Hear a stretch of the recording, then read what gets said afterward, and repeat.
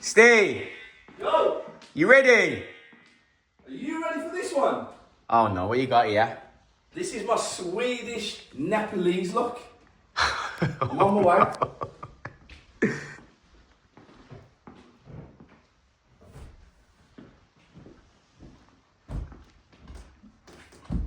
No. What's the matter? What have you come as? This is my Swedish Nepalese style. Boots, dressing gown, and a flipping cap. Yeah. This is how they're dressing me, my stylist. This is the one she said yesterday was French Cantonese. Today she said this is Swedish Nepalese. And this is how they all dress. This is the new style apparently. Looking like got one. Don't know about that one. Don't know about that one. Cut that shit. For the calves on the boy. Ready for round two, Steve? Not for that, man. Not really. I'm ready for some white time today.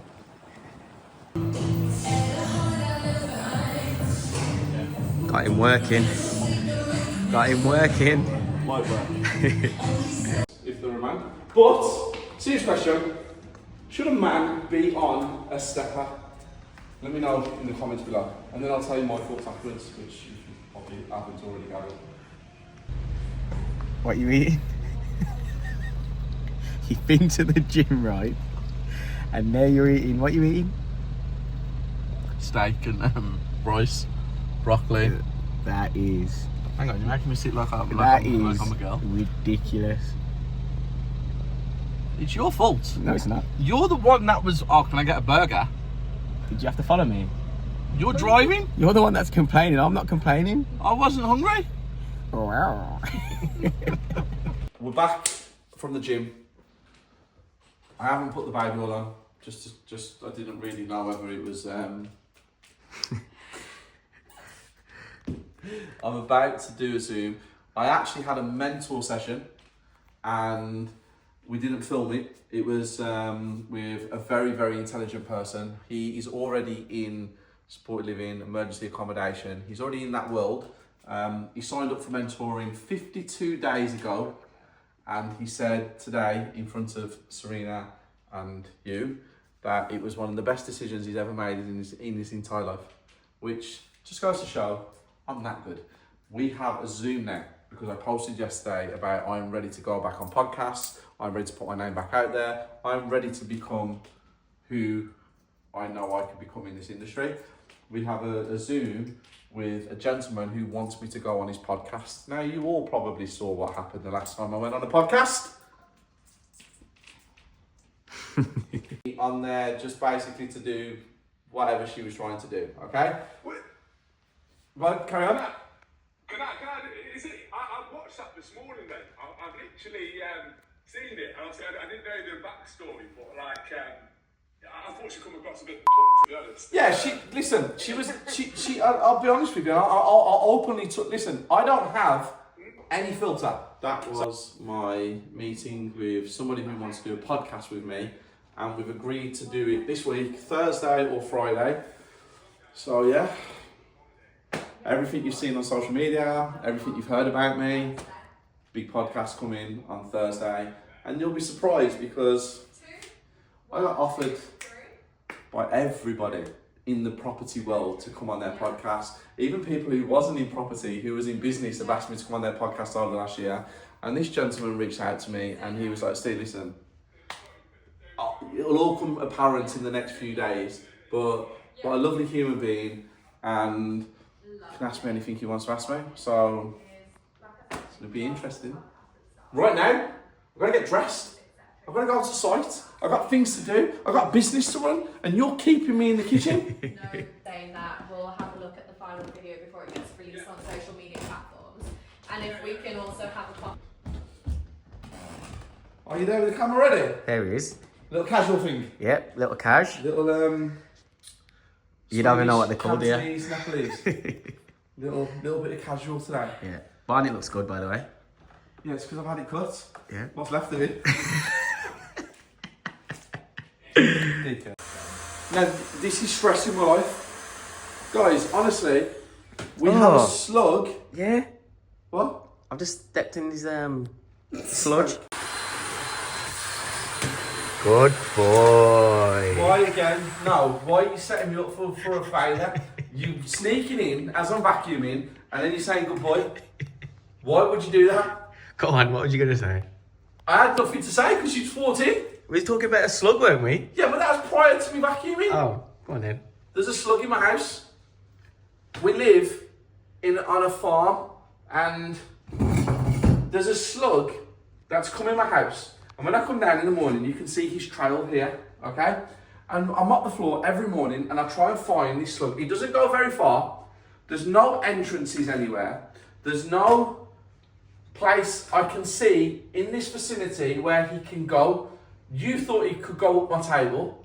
Can't go up my table because we've checked. We have this opening here, but there's no trail of him going up here. Where the hell is this slug coming from that is stressing my life?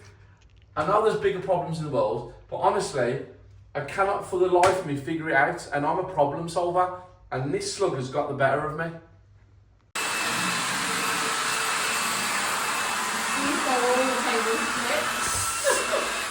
I'm out, guys. I'm done. Like, my head has completely fallen off. He's in this vicinity. The open fire is a big problem. I cannot find this slug for love nor money. See if we can see the trail. We can see it here, look, there he is, see? Right there. But where is he disappearing to? If there's any slug experts on YouTube, please help me find this one thing that is stressing me out. And when I say stressing me out, I know they're not dirty. I know they carry no diseases. I just do not like that residue that they leave behind. It's kind of like sperm on my floor, and it's stressing me. Corn cocktail again. Serena, Stephen, and then the chocolate is also going to be me, but I don't give a shit because I'm about to go on site and fuck shit up. Thank you. Good See you later. boy. By the way, that looks terrible. They're not all for me. Anybody who knows I'm only the king size Twix guy. No, you've been gym today, right? Yeah, have you seen me? Gave it the big one. Have you seen these shoulders and these chests and Now these look arms at and these calves look and at the everything? state of that diet. Listen, that's just the chin. I'm feeding the chin. Yeah, very happy. Good. Go. How are you, brother?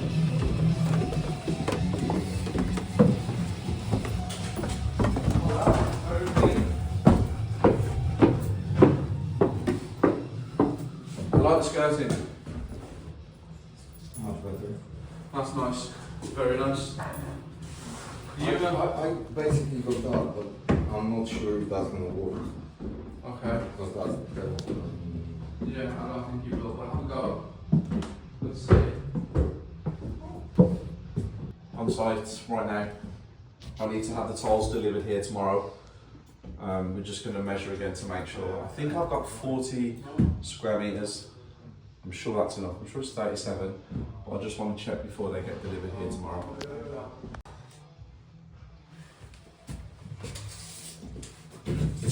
So it's gonna be all tires up to the ceiling. Yeah. Basically, yeah. Yeah.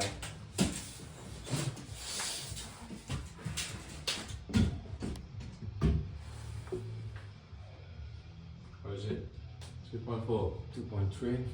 Okay. So what first of all, 2.3 By 3. by 3? Mhm. Okay. And then 2.1 So 2.3. by 2.1. Mhm. And then just do the same again. 3 meters by 210. Yeah. So, No, 3 meters by 2.1. yeah. Just double check. Yeah. Okay. So flooring is 3 meters times by 2.1. Yeah. Yeah. Where with? Let's say grey with plus setting. Okay. Grey with what, sorry? He wants a fast setting adhesive and grey. Bath's going here. A P-shaped bath is there. Towel rail will go here. We have the toilet over there. The sink is there. The boiler will be boxed in there. We're going 600 by 300 tiles on the wall, 600 by 600 tiles on the floor. We need a new vent. We need one of those as well. Ceiling's going to be painted white. The cables for the spotlights are literally above. We just need to drill the holes into the plasterboard. And I'm quite happy now. This is the one that we had a bit of an issue with last week, where the builder had an issue with his hands, and it was rectified very quickly. He had just an injury basically. They're all downstairs. They've been on site all day. And yeah, if you go into that room over there, I'll show you all the skirting that they've put ready to go onto the walls. Skirting has all been cut. It will be fitted onto the walls shortly. A mist coat is also going to be applied to all of these walls now. We're completely dried out. Plaster's completely dried out. It's ready to go, and they're moving. I'm happy. Everyone's back on track. Get this one across the line. Get the valuation done. This is one of my mentor students' properties. This is one of my mentees. Sounds like I'm running a cult or something. But yeah, this is Bobby's property. Unbelievable guy, friend of mine who I've known for over 20 years, and I was approached by him to help him with his property journey, and he takes action. Found him a house, bought the house, helped him with the builders, helping him with the project, and getting it across the line. He wants to build a portfolio of 10 properties in the next 4 years, which is easily achievable. And if we do this correctly and we do it properly, and the numbers are where we need them to be, this house, he should only have to leave between £8,000 and £14,000 of his own money in the property. If it's done exactly how we've done it in budget, and we get the valuation we want. Now, the valuation we want is not crazy either compared to some of the comparables on the street, but with down valuations at the minute, that's what's going to bite us in the arse if it's a down valuation. But with comparables, everything we've done, the due diligence I've done, it shouldn't be an issue. Now, if you guys are out there and you want to learn about property, Hamilton University is where you need to be. I make education affordable. If you want to do my BRRR online masterclass, if you want to do my flipping masterclass, contact me. Or if you are that next level and you're looking for a mentor, someone who's been through everything, knows his shit, can put you in the right direction and actually build a property portfolio for you and give you the knowledge, or get you into property, then I am definitely best in this country. I just wanted to do that because I thought he looked really cool. Here he is. Caught him again, doing absolute naffle.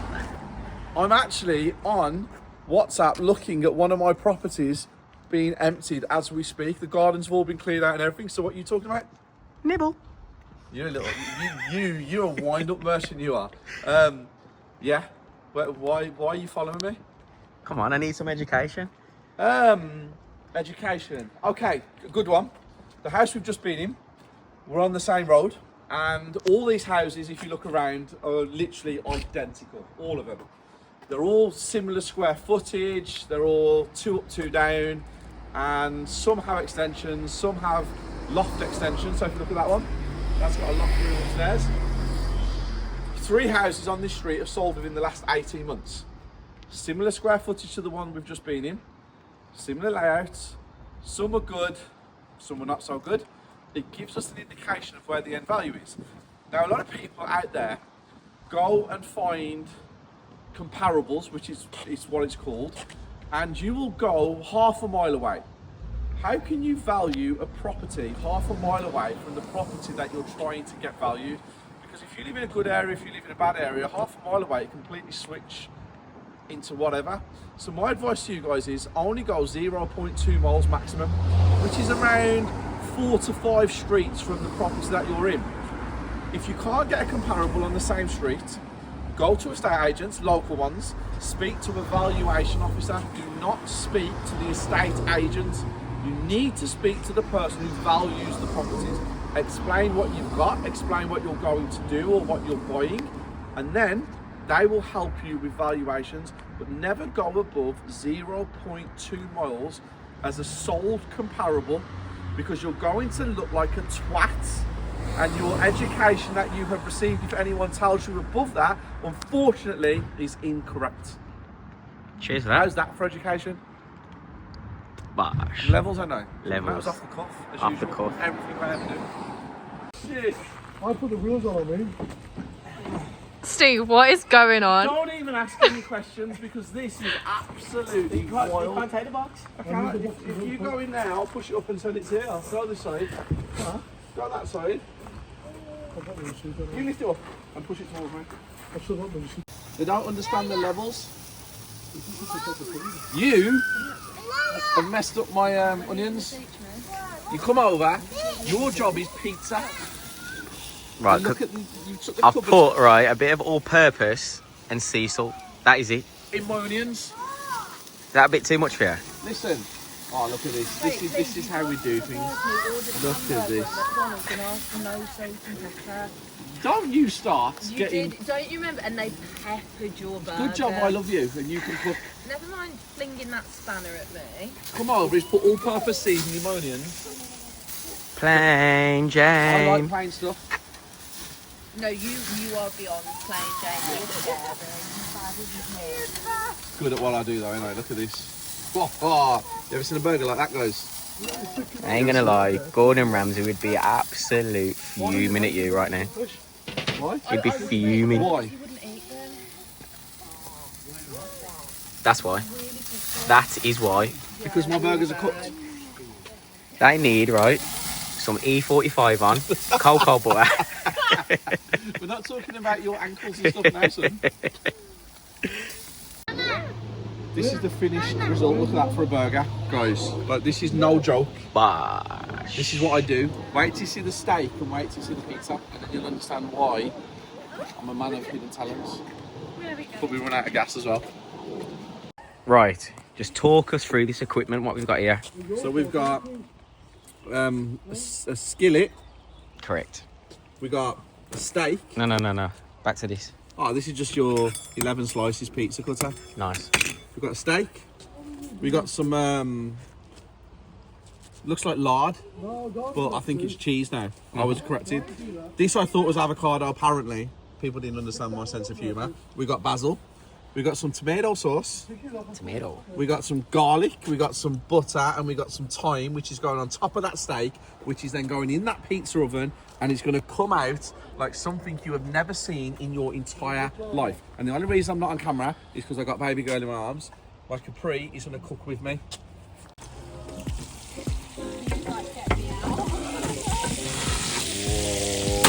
Oi, oi.